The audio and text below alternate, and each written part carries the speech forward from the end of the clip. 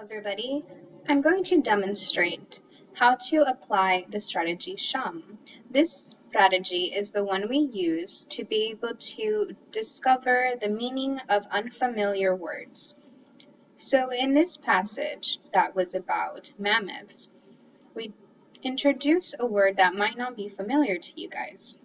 So it is here called megafauna. So here in our first paragraph, it pops up 2 times in our paragraph. But to be able to successfully apply this strategy, we find out that we can use this part of where it pops up in the paragraph, because we have to analyze the sentence that goes before it. So if we had chosen this one, we can't really choose a sentence that goes before it, right? So we would select this sentence, Control C,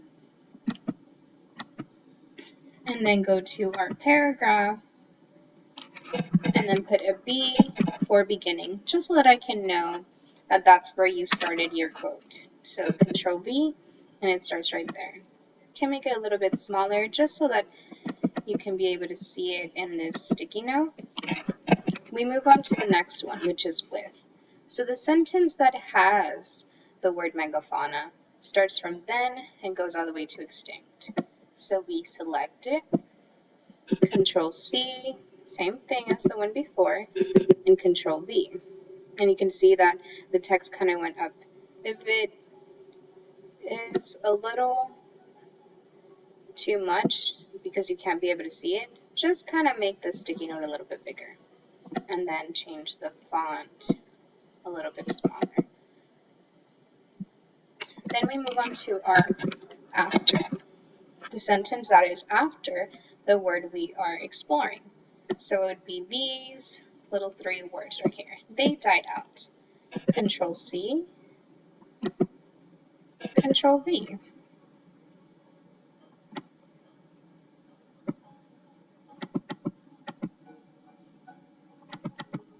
So then we move on to our H.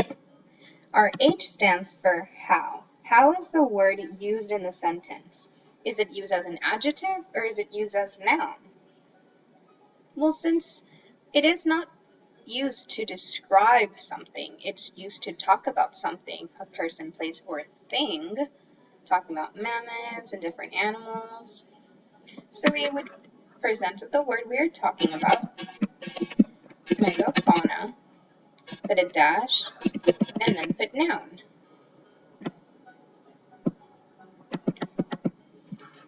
Then we move on to our U.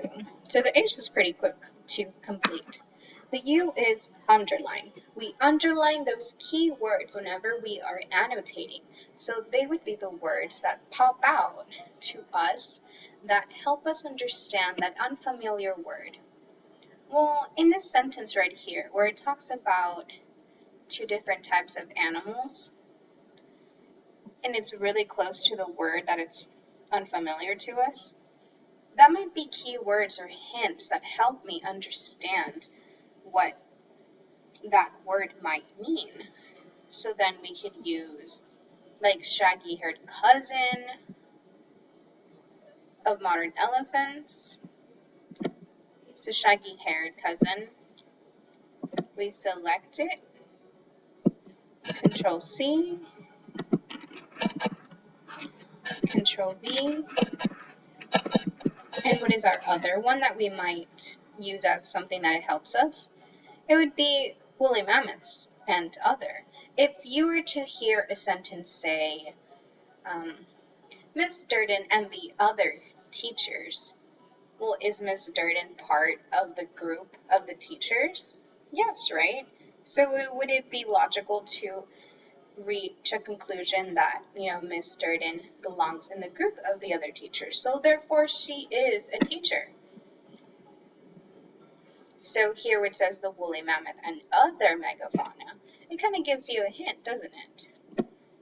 So we can select woolly mammoths and other, Control C, and it's a quotation, so we put quotation marks, and then that.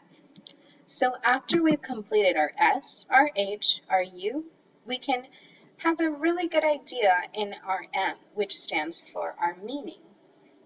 So what can we agree on that what megafauna means? I'd like to say that megafauna